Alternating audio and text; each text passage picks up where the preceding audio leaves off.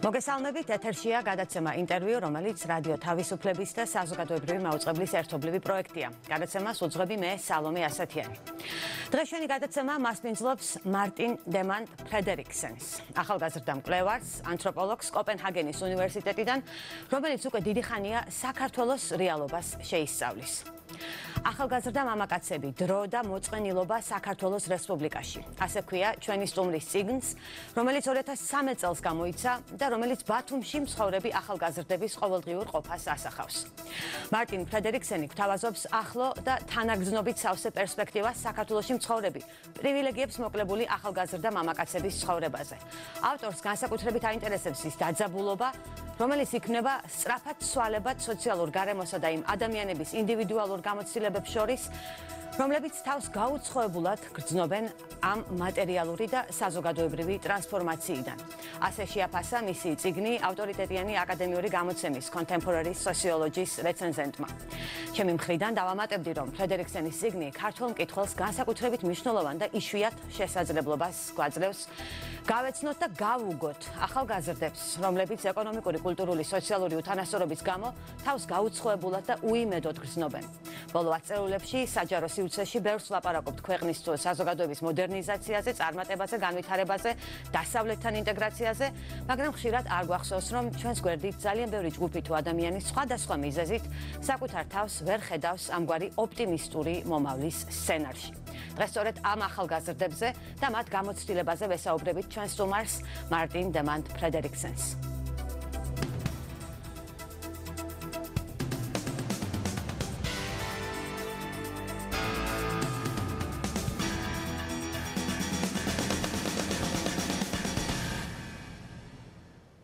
გამარჯობა მარტინ. Good evening, Salome. გამარჯობა სალომე. ძალიან დიდი მადლობა, რომ გვეწვიეთ გადაცემაში. ხელში მიჭირავს თქვენი წიგნი, სათაურით ახალგაზრდა მამაკაცები, დრო და მოწყენილობა საქართველოს რესპუბლიკაში. რამდენადაც ჩვენთვის ცნობილია, ქართულად ეს წიგნი ჯერ არ უთარგმნიათ. მეც და ყველა, ვისაც ვიცნობ და ვისაც ის საკითხული აქვს, თვლის, რომ ნამდვილად ძალიან მნიშვნელოვანი და კარგი იქნებოდა მისი თარგმნა. იმედი ვიქონიოთ, რომ ასეც მოხდება. ჩვენ კი საუბარი დავიწყოთ ყველაზე ზოგადი კითხვით. რამ გიბიძგათ თქვენ ახალგაზრდა დანიელ ანთროპოლოგს გეკვლიათ საქართველო და რატომ მიუძღვენით წიგნი კონკრეტულად აჭარას, ბათუმელ ახალგაზრდებს? I came here by complete accident for the first time, some 13-14. საქართველოში პირველად სრულად შემთხვევით ჩამოვედი 13-14 წლის წინათ, როგორც ტურისტი. მე და ჩემს მეგობარს გვინდოდა გვემოგზაურა ქვეყანაში, რომლის შესახებაც ბევრი არაფერი ვიცოდით. კავკასიის რეგიონი მაშინ ასეთი ადგილი იყო ჩვენთვის. ერთი თვით ჩამოვედით საქართველოში, მაშინ აქ ბევრი რამ ხდებოდა, რაც ნაწილობრივ გასაგები იყო ჩვენთვის, მაგრამ დიდწილად უცნაური და უცხოც. So many things happening here that were on the one hand familiar and on the other hand very strange or რომელი წელი იყო? Curious. That was in 2004. 2004. ანუ ზუსტად ვარდების რევოლუციის შემდეგ, კარგა ხნის წინ. Yeah, so a long time ago. And then I did some small projects in Tbilisi. დიახ, კარგა ხნის წინ. ცოტა ხანს თბილისში ვმუშაობდი რაღაც პროექტებზე, უნივერსიტეტთან თანამშრომლობდი, შემდეგ გადავწყვიტე დედაქალაქს გავცლოდი და სხვაგან დამეწყო კვლევა. ასეთი ადგილი ბათუმი გამოდგა. კვლევის მთავარ საგნებად ახალგაზრდები და უმუშევრობა ავირჩიე. იმ დროს კი ახალგაზრდების უმუშევრობა აჭარაში მართლაც ძალიან დიდი პრობლემა იყო. In the Ajara region, youth unemployment was a massive problem. Batumi has a character of its own in your book, even though თქვენს წიგნში ქალაქი ბათუმი თავადაც მნიშვნელოვანი პერსონაჟია. თქვენ წერთ ახალგაზრდა ღარიბ უმუშევარ მამაკაცებზე, აღწერთ მათ ძიმე და ხშირად სევდიან ყოფას და ბათუმი, მისი სივრცე, მისი ატმოსფერო მნიშვნელოვან ფონს ქმნის ამ ყველაფრისთვის. ხშირად რამდენიმე მნიშვნელობით იყენებთ მეტაფორას ორსახოვანი ქალაქი. უწინარესად ეს ხალხის უთანასწორობას ეხება, სოციალურ კონტრასტს. ბათუმის ცენტრი სწორედ სააკაშვილის პერიოდიდან გადაიქცა განვითარების ერთგვარ საჩვენებელ დროშად. ფეშენებელური სასტუმროებით, რესტორნებით, კაზინოებით, ჩადრევნებით, არადა ამ ბრჭყვიალა ფასადის მიღმა უმძიმესი ყოფა და სიღარიბე იმალება. ბათუმი ორსახოვანია წელიწადის დროებიდან გამომდინარეც. ზაფხულში გაცხარებული ტურისტული სეზონისას და მელანქოლიურ ზამთარში იქ რადიკალურად განსხვავებული განწყობას უფევს. მაგრამ თქვენი წიგნისთვის კიდევ უფრო მნიშვნელოვანია ერთგვარი დროითი განზომილება. თქვენ გამუდმებით უბრუნდებით პარადოქსს, ოფიციალურად როგორც ხდება გარკვეული ნორმები, ფიგურები, მოქმედების მიღებული პრაქტიკა ჩავლილ წარსულად პოლიტიკოსების და ელიტის მიერ. იქნება ეს საბჭოთა არქიტექტურა და სიმბოლიკა, 1990-იანების კრიმინალი კორუფცია და ნარკოტიკები, თუ ასლან აბაშიძის ავტორიტარული მმართველობა. და მაინც როგორ განაგრძობს ეს ყველაფერი არსებობას ადამიანის რეალურ სოციალურ ყოფაში. მოკლედ, ეს მეტაფორა ბათუმი როგორც ორსახოვანი ქალაქი მართლაც მეტად მდიდარია მნიშვნელობებით. როდის და რატომ მოგაფიქრდათ ასე გეწოდათ ამ ქალაქისთვის? A little bit more about this metaphor. Batumi, a two-faced city. Well, I think the metaphor in itself came actually from one of the young men that I was spending my time with. საკუთრივ ეს მეტაფორა წიგნის ერთ-ერთმა გმირმა მომაწოდა. ახალი გაცნობილი მყავდა, როცა მითხრა ბათუმში უცხოელები რომ ჩამოდიან, როგორც წესი მხოლოდ ფასადს ხედავენო, გაპრანჭულ სასტუმროებს, მითხრა უცხოელები ძირითადად ზაფხულობით ჩამოდიან, უსმენენ პოლიტიკოსთა საჯარო გამოსვლებს, იმაზე როგორი დიდებული იქნება მომავალი და როგორ დასრულდა მძიმე წარსულიო. და სწორედ იმ ბიჭმა შემომთავაზა მისი და მისი მეგობრების უკეთ გაცნობა, მათ ყოველდღიურობაში მონაწილეობა, საიმისოდ რომ ქალაქის მეორე სახეც მენახა. სწორედ ასე მითხრა მან. ეს მეორე სახე მართლაც ირეკლავდა კონტრასტებს თქვენ რომ აღწერეთ. თუნდაც სივრცის თვალსაზრისით, მასშტაბური მშენებლობები, რომლებიც მხოლოდ ქალაქის გარკვეულ წერტილებში იყო კონცენტრირებული. ყველა სხვა უბანი კი დანგრევის პირას იყო მისული, ღრმა სიღარიბის დაღით. და როგორც თქვენც აღნიშნეთ, დროის განზომილებაც მეტად მნიშვნელოვანი იყო. პრეზიდენტი ბევრ გამოსვლაში ხაზგასმით ამბობდა, რომ გარდამავალი პერიოდი დასრულდა და ქვეყანა განვითარების გზას დაადგა. მაგრამ ბათუმში, ჩემი ნაცნობი ახალგაზრდები, სულ სხვა დროით განზომილებაში ცხოვრობდნენ. წარსული, რომელიც ოფიციალურად დასრულებული იყო, კვლავაც ინტენსიურად იჩენდა თავს მათ ცხოვრებაში. იქნებოდა ეს კორუფციის, კრიმინალისა თუ სხვა ფაქტორების თვალსაზრისით. ოფიციალურად ეს ყველაფერი წარსულად იყო გამოცხადებული. სინამდვილეში კი ქალაქის მეორე სახეში კვლავინდებურად ცხოვრობდა. Officially, all of us was still very much present in their lives, or was, the major factor in their lives, in terms of corruption, in terms of crime, and a lot of, a range of things that officially didn't exist, but on another level or from the other side of the city or the other face of the city was very much present. Can you describe to me your interaction with these groups of young men as you... წიგნში ხშირად იყენებთ ქართულ ტერმინ ძმაკაცებს. წერთ მეგობრებზე, ბათუმელი ბიჭების ჯგუფზე. გვიამბეთ პრაქტიკულად როგორ ხდებოდა ეს ყველაფერი. თქვენ უცხოელი მკვლევარი ჩადიხართ ბათუმში, არავის იცნობთ, როგორ დაამყარეთ კონტაქტები, როგორ მოიპოვეთ ნდობა და სად იყო ზღვარი ბიჭების მეგობრად ყოფნასა და იმ მკვლევრის როლს შორის, რომელიც პრივილეგიებს მოკლებულ ახალგაზრდებს აკვირდება და შემდეგ მათზე დაწერს გამოკვლევას დასავლეთის აკადემიური წლისთვის. So how did this dynamic play out in concrete terms? Well, in concrete terms, it was a completely different group of people that I had intended to study. თავიდან სულ სხვა ჯგუფის კვლევას ვგეგმავდი, როგორც ანთროპოლოგი, მაგრამ მაშინ საქართველოში ჩემი ჩამოსვლა დაემთხვა რუსეთის ჯარის შემოჭრას 2008 წლის აგვისტოში. ის ხალხი, ვისთან ერთადაც კვლევის მიზნით ვაპირებდი ყოფნას, უკვე წასული იყო ბათუმიდან. ამ დროს შემთხვევით გავიცანი ახალგაზრდა ოფიციანტების ჯგუფი, ახალგაზრდა ბიჭები, რომლებიც საზაფხულო კაფეებში მუშაობდნენ. ომის დროს მათ გარდა ქალაქში ბევრი არავინ იყო. შემომთავაზეს გამეცნო მათი სამეგობრო. So they basically invited me to study them instead, or invited me into their group. პირადი ურთიერთობების დამყარებას, დამეგობრებას ცხადია დრო დასჭირდა. ბათუმში მთელი წელი დავყავი და ნელ-ნელა ამ საძმაკაცომაც მიმიღო. მათთან ყოფნისთვის დრო საკმარისად მომეპოვებოდა.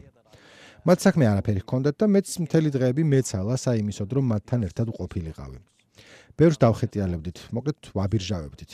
საერთოდ პოზიციონირების მხრივ სირთულეებს ყველა ანთროპოლოგი, ყველა მკვლევარი აწყდება. მოდიხარ საიდანღაც, როგორც უცხოელი, სრულიად უცხო, მაგრამ ხალხს ეცნობი და მათთან ურთიერთობებიც გიყალიბდება. Which always, it always takes time, and it's always a tricky position as a researcher, coming as a complete foreigner or coming from the outside. ყველა თქვენმა ბათუმელმა მეგობარმა იცოდა, რომ მკვლევარი იყავით და მათზე წიგნის დაწერას აპირებდით? They knew that you were a researcher. Yes. Throughout. Yeah, they knew from დიახ, რა თქმა უნდა, თავიდანვე იცოდნენ, რომ წიგნის დასაწერად ვიყავი ჩასული. To write a book. And what were they telling you? What was the prevalent feeling? და რას გეუბნებოდნენ, რას გიყვებოდნენ, რა იყო მათი ძირითადი განცდა, ის, რაც მათ უნდოდათ, რომ სოფლიოსთვის მოგეთხროთ. could read? Well, they wanted to show me their own reality or a different kind of reality. უნდათ მენახა მათი რეალობა. ის რეალობა, რომელიც განსხვავდებოდა ოფიციალური რეალობისგან, რომელსაც ცხადავდნენ პოლიტიკოსები და ზოგჯერ მედიაც. ბევრი მათგანი პირდაპირ დაუფარავად მეუბნებოდა, შენს წიგნს არავინ წაიკითხავსო. თვლიდნენ, რომ მათი ცხოვრება იმდენად უღიმღამო და მოსაწყენი იყო, რომ აღწერადაც არ ღირდა. გარკვეული თვალსაზრისით გამოცდაც მომიწვეს. დამეწერა წიგნი ცხოვრებაზე, რომელშიც მთელი დღეები, კვირები, თვეები ფაქტობრივად არაფერი ხდება.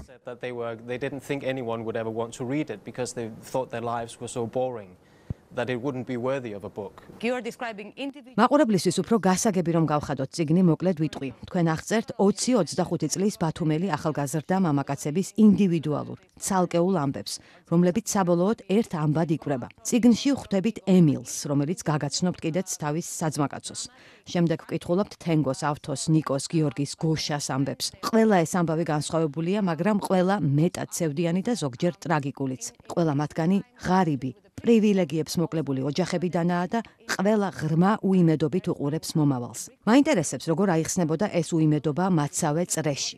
ბოლო წლებში წინა ხელისუფლებიდან მოყოლებული საქართველოს საზოგადოებაში ბევრი რამ შეიცვალა, მათ შორის დამკვიდრდა წარმატების ახლებური მითებიც, რომ რაც უნდა მძიმე და უიმედო სოციალური რეალობიდან იყო, სულაც რომ არაფერი გებადოს, წარმატების მიღწევა მაინც შესაძლებელია თუ ბევრი იმუშავე და სირთულეები გადალახე. საზოგადოებრივ დისკუსიებში ეს მითები უფრო ისმის. ნაკლებად ლაპარაკობენ სოციალურ უსამართლობაზე, სტრუქტურულ ჩაგვრაზე, რაც უამრავი ახალგაზრდისთვის ობიექტურად დაუძლებელ სირთულეებად რჩება. რა ფორმით იჩენდა თავს ეს მითები ღარიბ, სოციალურ კონტაქტებს მოკლებულ, მარგინალიზებულ ახალგაზრდებში? საკუთარი თავის რწმენის არარსებობა, ან სულაც სირცხვილის განცდა, რომ ვერ ესადაგებიან წარმატებული კაცის ამ დამკვიდრებულ მოდელს. რა გავლენას ახდენს ეს იდეოლოგიური კლიმატი მათ იდენტობაზე? Compensated or negotiated in terms of the identity construction. Well, very much so. There was a great degree of shame. დიახ, სირცხვილის განცდა ძალიან ხშირი და ინტენსიური იყო და მწარე გაწბილება. ყველა მათგანმა იცოდა რა სურდა ცხოვრებაში, რის გაკეთება უნდოდა, მაგრამ ვითარებას პრაგმატულად აფასებდნენ და ესმოდათ, რომ მიზნების მისაღწევად დიდი შანსი არ ჰქონდათ. ეს მიზნები სულაც არ იყო გრანდიოზული, მსხვილ და მდიდარ ბიზნესმენებად ქცევა დიდად არავის სურდა. ისინი ოცნებობდნენ ჩვეულებრივ სტაბილურ სამსახურზე, რომელიც ნორმალურად ცხოვრების საშუალებას მისცემდათ. ოცნებობდნენ ოჯახის შექმნაზე, მაგრამ მათთვის ამ მიზნების მიღწევაც კი ძნელი იყო. ბევრ მათგანს მძიმე დეპრესია დაემართა, ზოგი დამშვიდების მიზნით ნარკოტიკებსაც მოიხმარდა. In severe depressions or with taking drugs as a way to kind of calm down. One of them even passes away. ერთი თქვენი მეგობარი წიგნის გმირი კვდება, სანამ წერას დაასრულებთ. Because of which was from a დიახ, მიზეზი დღემდე არ ვიცით, მაგრამ ვარაუდობთ, რომ ნარკოტიკის დიდმა დოზამ ან სხვადასხვა ნარკოტიკის ერთმანეთში არევამ იმსხვერპლა. I'm quoting now from your book, despite the grand promises. ერთი ციტატა თქვენი წიგნიდან. პრეზიდენტ სააკაშვილის გრანდიოზული დაპირებების მიუხედავად, ახალგაზრდა მამაკაცებიდან ბევრი ბათუმში ცხოვრებას აღწერდა როგორც ციხეს. ისინი თავს გამოკეტილად გრძნობდნენ გადაადგილების სოციალური და გეოგრაფიული შესაძლებლობის გარეშე. ამას თქვენი მეგობრები ასე გაცხადებულად ღიად გეუბნებოდნენ, რომ გაქცევა და გარემოს შეცვლა სურდათ? Most of them wanted to migrate. Most of them wanted to go to Russia. But at that point უმრავლესობას ემიგრაციაში წასვლა უნდოდა. ძირითადად რუსეთში, მაგრამ იმ დროს განსაკუთრებით აგვისტოს ომის შემდეგ საქართველოს მოქალაქეებისთვის რუსეთში შესვლა იოლი არ იყო. ზოგიერთი მათგანი ოცნებობდა დასავლეთ ევროპაში, უკრაინაში ან თურქეთში წასვლაზე. ისინი გრძნობდნენ, რომ ბათუმში დარჩენის შემთხვევაში სამუშაო შოვნისა თუ ოჯახის შექმნის არავითარი შესაძლებლობა არ ექნებოდათ. გრძნობდნენ, რომ იქ ვერ გახდებოდნენ ისეთი კაცები, როგორად ქცევაც უნდოდათ. A family and in a way becoming the kind of men that they aspire to. Young people today globally grow up in vastly different circumstances. უფრო გლობალურად რომ შევხედოთ, ფაქტობრივად მთელ მსოფლიოში ახალგაზრდებს გაზრდა და ზრდასრულობაში გადასვლა დღეს ისეთ პირობებში უწევთ, რომლებიც ძალიან განსხვავდება მათი მშობლების, ან ბებიებისა და ბაბუების რეალობისგან. ცხოვრობთ გლობალიზაციის, დიგიტალური რევოლუციის ეპოქაში, საბაზრო ძალების მომძლავრების ხანაში, რაც უზარმაზარ გავლენას ახდენს განათლების დასაქმების სფეროებზე. მაგრამ ამავე დროს ბევრი დასავლელი სოციოლოგი საუბრობს იმ გარემოებაზე, რომ ეს სწრაფი და ფუნდამენტური ცვლილებები უთანასწორობის ერთგვარ უწყვეტობასაც ნიღბავს. სოციალური კლასი, გენდერული კუთვნილება, ეთნიკური წარმომავლობა, რელიგია, შეზღუდული შესაძლებლობები დიდწილად დღესაც ისევე განაპირობებს უთანასწორობას, როგორც წინა თაობებში. რამდენად ეწერება საქართველოს ან ზოგადად აღმოსავლეთი ევროპა თუ პოსტსაბჭოთა სივრცე ამ საერთო სურათში, რომელშიც თან ყველაფერი იცვლება და თან უცვლელი რჩება. როგორც სოციალურ ანთროპოლოგს, რომელიც კარგად იცნობს ამ რეგიონს, თქვენ ბევრი გაქვთ დაწერილი სხვა ქვეყნებზეც, მაგალითად ბულგარეთზე. რა მიგაჩნიათ ამ რეგიონის სპეციფიკურ მახასიათებლად? Everything stays the same in many ways. I do think there is a difference in, I mean, if we talk about post-Soviet. სხვაობა არის ჩემი აზრით, თუ პოსტსაბჭოთა ახალგაზრდობაზე ვლაპარაკობთ. ისინი იზრდებიან გარემოში, რომელიც მათ ეუბნება, რომ სხვა შეცვლილი სამყაროს ნაწილები უნდა გახდნენ. მათი მშობლები წარსულზე ლაპარაკობენ. ეს წარსული ოფიციალურად აღარ არსებობს. საბჭოთა კავშირი და მისი რეალობა, მშობლების რეალობა, აღარ არსებობს. ჩემთვის როგორც სკანდინავიელისთვის მაგალითად ასე არ არის. 1980-იანი წლები ძალიან შორეულად არ მეჩვენება, რადგან არსებობს გარკვეული საზოგადოებრივი უწყვეტობა, რომელსაც შემიძლია თვალი მივადევნო. ჩემთვის უფრო იოლია დღევანდელობაში ჩემი ბავშვობის დროინდელი გარემოს დანახვა, პოლიტიკურ სისტემაში იქნება ეს, სოციალურში თუ სხვაგან. პოსტსაბჭოთა რეგიონის ახალგაზრდისთვის კი ასე არ არის. და ეს განსაკუთრებით ეხება სწორედ იმ თაობას, რომელსაც წიგნში აღვწერ. ახალგაზრდებს, რომლებიც 20-25 წლისა იყვნენ 10 წლის წინ, როცა ეს წიგნი დავწერე. მათი და მათი მშობლების ცხოვრებაში წარსულთან წყვეტა გაცილებით უფრო მკვეთრი იყო.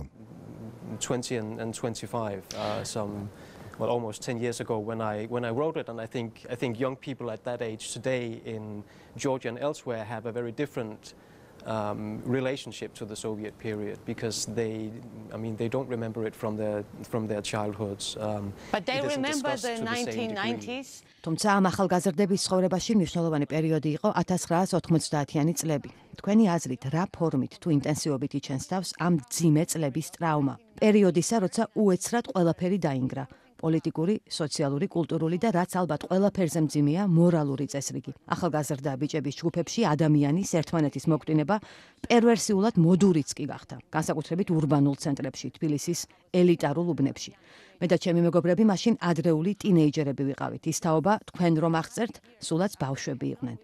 ეს ტრავმული წლები, მძიმე პერიოდი, მისი პოლიტიკური, სოციალური, ფსიქოლოგიური მიზეზები, შედეგები საქართველოში ჯერაც არ არის გამოკვლეული. საამისოდ არც დრო იყო და არც რესურსი. თან შემდგომ პერიოდშიც ბევრი რამ მოხდა. თქვენი დაკვირვებით, როგორ იჩენს თავს ეს გამოცდილება?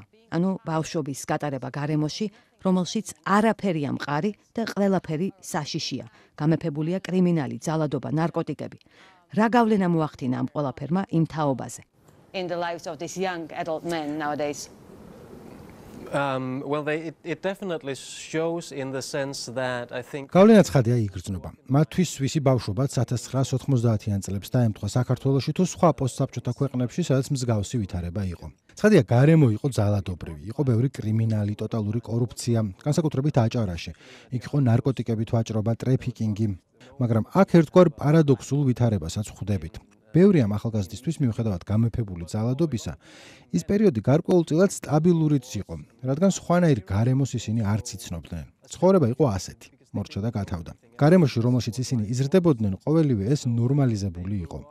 არავის აკვირვებდა ნარკოტიკები, ის რომ შენი მეზობელი თოფს გაისვრიდა, ნარკოტიკებს მოიხმარდა ან ყიდდა.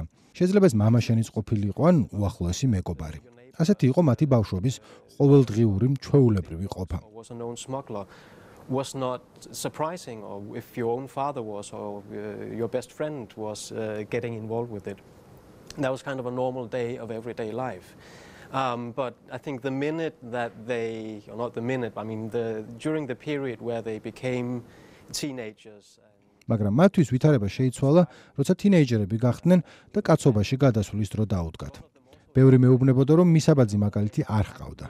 არ იცოდნენ, როგორ გამხდარიყვნენ ისეთი კაცები, რომლებიც გარემოს მოთხოვნას დააკმაყოფილებდნენ და რომლებსაც გადმოცემით იცნობდნენ წინა თაობებისგან. ქართველი კაცი, რომელიც არჩენს ოჯახს, პატიჟებს სტუმრებს, უძღვება სუფრას. სინამდვილეში არც ერთ მათგანს არ ჰყოლია მამა, რომელიც ამ იმიჯს ესაბამებოდა.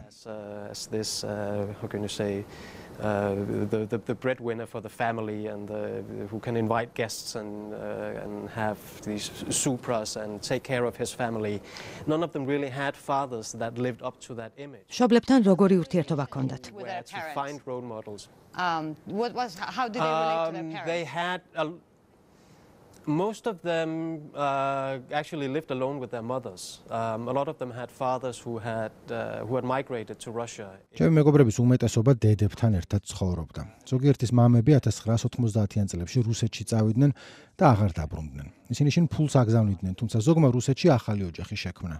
ზოგის მამა დაბრუნდა, მაგრამ სამსახური ვერ იშოვა, ან ალკოჰოლიზმის პრობლემა ჰქონდა. ამდენად მათი უმეტესობისთვის დედა იყო ოჯახური ურთიერთობის თუ კერის ბურჯი. ფიქრობ, სწორედ ეს ფაქტორი, ანუ ის რომ მამები არ ჰყავდათ, ან მათი მამები არ შეესაბამებოდნენ მამაკაცის კულტივირებულ იმიჯს, განაპირობებდა კიდეც მათი სამეგობროს სიმტკიცეს, ამ მეგობრობის მნიშვნელობას. ეს საძმაკაცოები მათთვის სუროგატული ოჯახები იყო. Also meant that their internal relations as friends or as young men became even more pressing or even more important to them. Because they did kind of become each other's surrogate families. As we also know from other countries and in Georgia this has also happened. ამავე დროს, როგორც სხვა ქვეყნების მაგალითითაც ვიცით და ბევრი მკვლევრის აზრით ეს საქართველოშიც მოხდა, საქმე გქონდა სიღარიბის კრიმინალიზაციასთან. არავინ ლაპარაკობდა სიღარიბეზე, ეკონომიკურ სასოწარკვეთაზე, როგორც პრობლემების სათავეზე, ან თუნდაც ნარკოტიკების მოხმარებასთან, კრიმინალთან მის კორელაციაზე. სააკაშვილის პერიოდში დაიწყო ნულოვანი ტოლერანტობის პოლიტიკა და დიდწილად ახლაც გრძელდება პოლიციური სიმკაცრე, მარგინალური, სოციალურად გარიყული ჯგუფების ძალისმიერი მართვა. როგორი იყო თქვენი მეგობრებისა თუ ნაცნობების და პოლიციის ურთიერთმიმართება? How did that play out in your observation? Well, I mean, some of them were criminals. ზოგიერთი მათგანი იყო კიდეც ჩართული კრიმინალში და ასე გაჰქონდა თავი. დიდი შემოსავალი არ ჰქონიათ, მაგრამ თავის გატანას ახერხებდნენ ქურდობით თუ ნარკოტიკებით ვაჭრობით. You mean წვრილმან დანაშაულს გულისხმობთ ალბათ. Petty theft. დიახ, წვრილმან ქურდობას და ასე შემდეგ. ჯგუფის ამ წევრებს უშუალო შეხება ჰქონდათ პოლიციასთან. ისინი ხშირად ხვდებოდნენ ციხეში. ამავე დროს ამ ჯგუფის დიდი ნაწილი საერთოდ არ ყოფილა ჩართული კრიმინალურ საქმიანობაში, მაგრამ მხოლოდ იმის გამო, რომ ახალგაზრდა უმუშავარი მამაკაცები იყვნენ, დროს ქუჩაში ატარებდნენ. მუდამ თანს დევდათ დაკავების პოლიციის განყოფილებებში წაყვანის საფრთხე. ზოგჯერმედ პოლიციელები სცემდნენ. ისე უმიზეზოდ. სხვათა შორის ეს ვითარება ზოგიერთს უბიძგებდა კიდეც დანაშაულის ჩადენისკენ. თუ დამნაშავედ გრაცხავენ მაშინ, როცა არაფერი დაგიშავებია, დასაკარგი არაფერი გაქვს. შეიძლება აიღო და მართლაც ჩაერთო კრიმინალურ საქმიანობაში. Without actually ever having had anything to do with crime.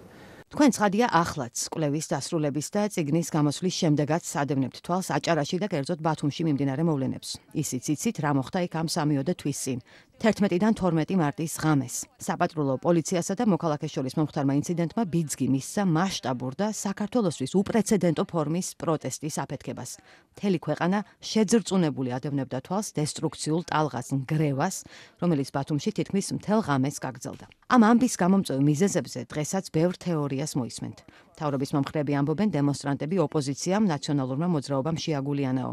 ზოგიერთი მათ უბრალოდ ბოროტ მოქმედებსა და დამნაშავეებს უწოდებს. სხვები ამ სიბრაზის ამოხეთქვას აღიქვამენ პროტესტად პოლიციის ძალადობის წინააღმდეგ, ზოგი საუბრობს კულტურული იდენტობისა თუ რელიგიის ფაქტორებზე. ამავე დროს არსებობს მოსაზრება, რომ ეს პროტესტი და ქაოსი წლების განმავლობაში დაგროვილი სოციალური სასოწარკვეთის, სიბრაზის, უიმედობის ამოხეთქვა იყო. ცხადია, ერთმნიშვნელოვანი პასუხი არც თქვენ გექნებათ, მაგრამ როგორც მკვლევარს, რომელიც კარგად იცნობს რეგიონს და იქაურ ახალგაზრდებს, რა განცდა დაგეუფლათ, როცა ამ კადრებს დანიაში უყურებდით ტელევიზიით? In Denmark probably. Well, I wasn't necessarily surprised by it happening. I mean, because it could easily have been something happening while I was living in Batumi. ეს კადრები დიდად არ გამკვირვებია, რადგან მსგავსი რამ მაშინაც შეიძლება მომხდარიყო, როცა ბათუმში ვცხოვრობდი. პოლიციისა თუ საჯარო პირების მიმართ ზოგადი იმედგაცრუება მაშინაც დიდი იყო. ცხადია, ვარდების რევოლუციის შემდეგ პოლიციამ, როგორც ინსტიტუტმა, მკვეთრად იცვალა სახე რეფორმებისა და რესტრუქტურიზაციის მხრივ და ის მართლაც განსხვავდება იმ პოლიციისგან 2003 წლამდე რომ იყო. მაგრამ რეფორმებმა მაინც ვერ გააქრო პოლიციის მიმართ არსებული უნდობლობა. ბათუმში ყოველდღიურ ყოფაში ნამდვილად დასუსტებული იყო შეხედულება, რომ პოლიციელს უბრალოდ მოკრთამავდა მორჩა. მაგრამ პოლიცია კვლავ აღიქმებოდა ინსტიტუტად, რომელიც გადაჭარბებულად იყენებს ძალას, მიმართავს ძალადობას. ეს დინამიკა დიდწილად განაპირობებდა ახალგაზრდა მამაკაცების და პოლიციელების ყოველდღიურ შეხებას. ნამდვილად, ჩემი აზრით, გაწბილებისა და ბრაზის ეს დაგროვება უკავშირდება ერთი მხრივ პოლიციისადმი უნდობლობას, რომელიც ნამდვილად არ გამქრალა და ამავე დროს უფრო ზოგად ტენდენციასაც.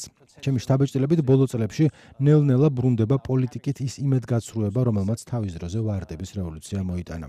რა თქმა უნდა, მასშტაბი და ინტენსივობით ეს განცდა ვერ შეედრება 2003 წლის პერიოდისას, მაგრამ ის არსებობს.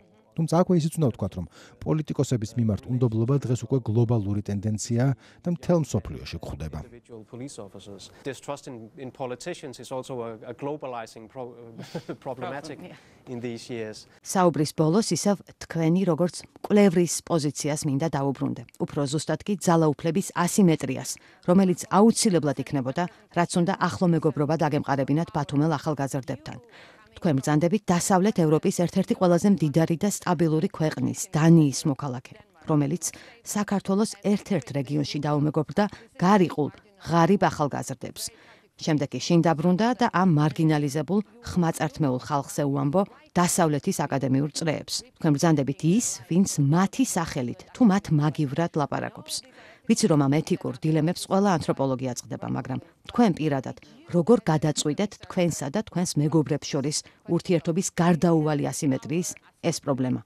Between you and your friends. Yeah, because it is. I mean, it is an uneven relationship, and it in almost not in all circumstances, but in most circumstances in anthropological research and field. დიახ, რა თქმა უნდა, ეს უთანასწორო ურთიერთობაა. ანთროპოლოგიურ კვლევაში და ველზე მუშაობისას უმეტესად ასეა ხოლმე. ჩემთვის როგორც მკვლევრისთვის ამის დაძლევის გზა ის გარემოებაა, რომ ვცდილობ ხმა მივცე ადამიანებს, რომელთა ამბებით სხვა შემთხვევაში დაიკარგებოდა. ჩემი ამოცანა უსამართლობის ჩაგვრის ამბების გატანა უფრო ფართო კონტექსტში, რაც ამგვარი კვლევის გარეშე ვერ მოხდებოდა.